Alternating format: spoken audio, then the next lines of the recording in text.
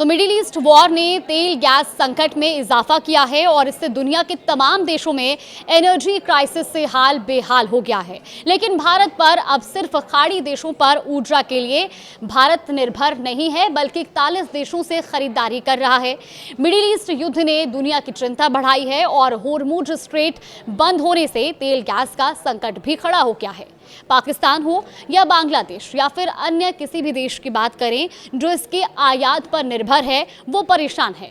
कई देशों को तो कोरोना महामारी के समय से जैसे नियम लागू करने पड़े हैं और इसका बड़ा उदाहरण पाकिस्तान और साउथ कोरिया है। बात भारत की करें तो बीते कुछ दिनों में यहाँ भी खास तौर पर एलपीजी को लेकर लोग पैनिक करते दिखाई दिए, लेकिन इसके गहराने से पहले ही सरकार का प्लान बी भी एक्टिव हो चुका है। सरकार ने यह साफ किया कि संकट तो है, लेकिन घबराने की जरूरत नहीं है। प्रधानमंत्री नरेंद्र मोदी ने यह भी बताया कि भारत ने अपने ऊर्जा आयात में विविधीकरण किया है और तेल गैस के लिए सिर्फ खाड़ी देशों के भरोसे नहीं है। यानी अब भारत में अलग अलग कई देशों से तेल आ रहा है और लिस्ट में रूस से लेकर अंगोला तक का नाम शामिल है। भले ही अमेरिका होर्मुज को लेकर तमाम दावे कर रहा हो या फिर रिपोर्ट्स के मुताबिक ईरान भी सीमित जहाजों को आवाजाही की परमिशन देने की बात कर रहा हो, लेकिन होर्मुज क्राइसिस से जितनी हाय तौबा पाकिस्तान जैसे देशों में मची हुई है, भारत में ऐसी हालत नहीं है। और इसकी वजह है प्लान बी, जिसे संसद में प्रधानमंत्री नरेंद्र मोदी ने अपने संबोधन में समझाया। पीएम ने लोकसभा और राज्यसभा में अमेरिका, इजराइल और ईरान के बीच चल रही जंग की बात करते हुए कहा कि इस युद्ध से हालात चिंताजनक हैं, क्योंकि कच्चे तेल गैस की ज़रूरत का ज़्यादातर हिस्सा यहीं से आता है और होर्मुज से जहाज़ों की आवाजाही बंद होना बड़ी चुनौती बनता जा रहा है। हालांकि पीएम मोदी के मुताबिक भारत ने लगातार अपने आयात को डाइवर्सिफाई किया है और पहले जहां देश में सिर्फ 27 देशों से एनर्जी आयात किया जाता था, वो अब बढ़ाकर 41 देशों तक पहुंच चुका है। इससे संकट के समय में भी एनर्जी सप्लाई सुचारू रखने में मदद मिली है। वहीं ब्लूमबर्ग के मुताबिक हाल ही में होर्मुज में व्यवधान के बीच भारत ने रूस से 6 करोड़ बैरल तेल खरीदा है। अब आपको बताते हैं कि भारत में कहां-कहां से तेल गैस आ रहा है।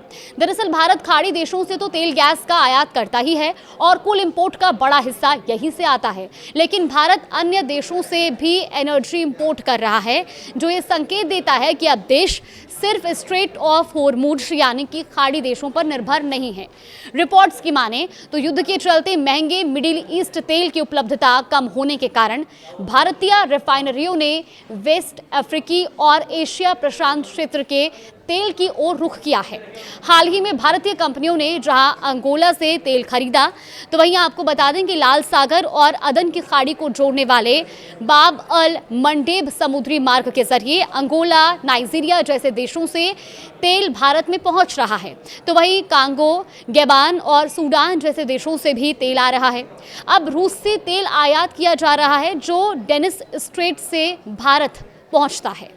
वहीं पाकिस्तान और साउथ कोरिया में अभी हालात कुछ चिंताजनक हैं।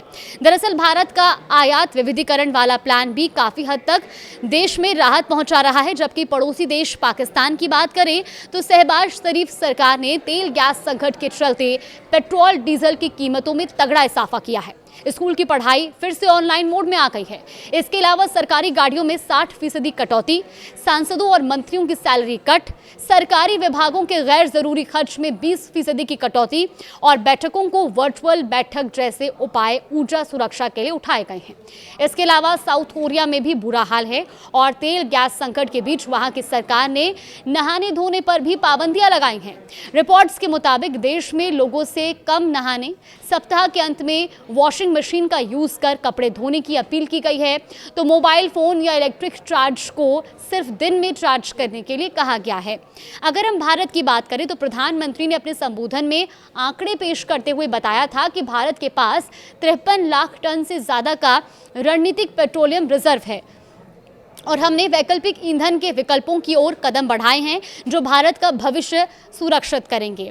भारत ने कच्चा तेल, एलएनजी, एलपीजी के आयात को 27 से बढ़ाकर जहां 41 देशों तक फैलाया, तो वहीं स्ट्रैटेजिक पेट्रोलियम रिजर्व को 53 लाख टन से बढ़ाकर 65 लाख टन तक पहुंचाने का कदम भी बढ़ाया है।